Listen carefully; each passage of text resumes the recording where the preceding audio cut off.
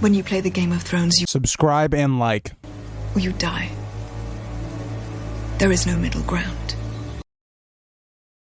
All right, hello guys, welcome back to the Grease Comedy YouTube channel. Today's video is kind of going to be not a response video, but it's going to be very much inspired by one of the latest Preston Jacobs and Red Team Reviews podcasts and or just discussions. And they were talking about, and Preston Jacobs specifically, was talking about this idea of Tyrion and Dance and how it probably was his worst, how it was his worst book, how he's very up and down. And again, I'm going to link it in the description if you guys want to get more context as to what I'm talking about. If you want to watch that video, come back, feel free to do that.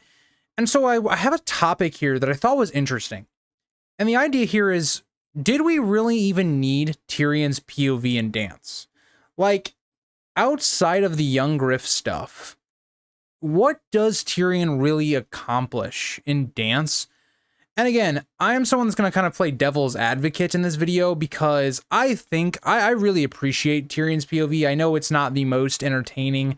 He kind of starts to take a back seat compared to before, where he was kind of one of the most interesting POVs in the story.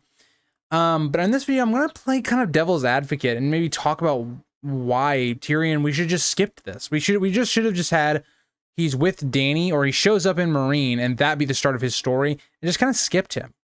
But let's talk about it in this video. Before we do, if you guys want to subscribe, please do. It helps the channel grow, reach our appeal that might like this content as well, and let's get into it. So let's think about Tyrion. And I think Preston Jacobs did a really good job of really understanding that there's a couple different parts of Tyrion's journey. The first part is him with Illyrio. The second part is him with young Griff. The third part is him with Jorah. And then the fourth part is him basically being like a slave. So let's break this down. Narratively, we know why Tyrion is important. And then a lot of his story is important for the young Griff plotline. That's what his main focus is really in this, besides getting to Dany, right? Tyrion's POV sets up a ton when it comes to the stakes of the next couple of books. Again, he is the reason that young Griff eventually goes to Westeros. And so if we had, in a different scenario, had just a random Jon Con, like just say out of nowhere, we go to Jon Con and we start that POV up, would that have actually just worked better than having Tyrion's whole journey? And personally, I don't like that. I personally really like getting time with Illyrio. He's not a character we spend a lot of time with.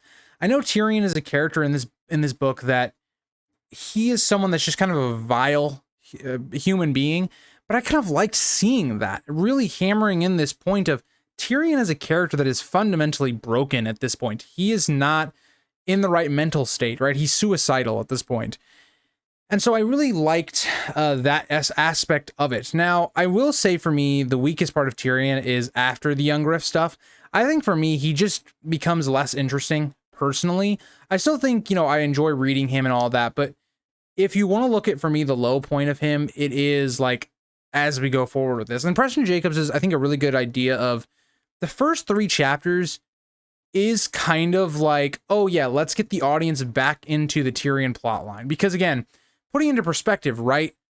Tyrion hadn't had a POV chapter in like 11 years. So it's kind of like Winds of Winter, right? It's kind of like us waiting for Winds of Winter, where you kind of expect a lot of the beginning chapters are going to feel like kind of like, this is what happened in the last episode type stuff. And I'm kind of okay with that with Tyrion to begin with. And I also just, again, I personally enjoy his dynamic with Illyrio. And again, I think that's going to have some repercussions when it comes to Winds of Winter, when we eventually will see Illyrio again. And so I think the interesting question is, okay, what if we just skipped all of it? What if we just skipped the journey? The young Griff stuff, Jon Con just takes over as a POV. We don't need Tyrion there. Would that have worked? Like, what if, if we get to the back end of Dance and Tyrion's just here, and really we get a chapter of him kind of recounting the journey and all that stuff. Again, the example that they used in their video with Preston Jacobs was, Catelyn more or less is on a ship and then she's in King's Landing. Like, she goes from the north to King's Landing in literally like a page or two of just explaining how they got there. So could you have just done that with Tyrion? And yes and no. Because like I talked about, Tyrion is really important, and his dynamic with young Griff is very important and very intriguing in the first half of the story. Whereas I will agree with it is like the second half of the story, Tyrion really falls off as a POV, in my opinion, when you look at other POVs. Like Theon, Asha are 10 times more enjoyable than Tyrion is at that point of the story. A character like Jon, where we're really starting to get to the heights of Jon's character, much more enjoyable. Dany, even Dany is a character that, you know, she has a lot of her bad moments in Dance, but she inherently, like, the pressure's building, right? It's going places. Tyrion isn't that way, right? Like, as the story goes on, Tyrion gets less and less interesting, in my opinion. You guys may have a different opinion. That's my opinion personally. And so I actually think Preston Jacobs could be onto something where instead of this, we had just gotten maybe like this. Maybe we get a chapter where maybe Jorah and Tyrion, they're all into slavery, right? They get captured and they're into slavery. We skip a bunch of that journey and maybe we get one chapter at the end. Like, it just feels like Tyrion could have, like, there was a lot of filler with Tyrion that I will agree with them on. I really like Tyrion's, like, journey, and I like him as a character. But I do agree. Like, let me know what you guys think.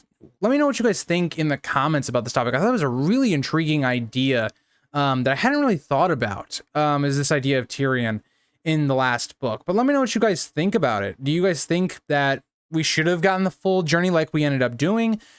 Do you think we should have gotten maybe part of it? Do you think we could have just skipped the whole thing and maybe just had Jon Con have a chapter where, or just give Jon Con more chapters? I think all very interesting arguments, but let me know what you guys think, and I'll see you guys all in the next video. I know, very short one, but just kind of banging some content out. This is about my third or fourth video I've done in a row, so cut me some slack.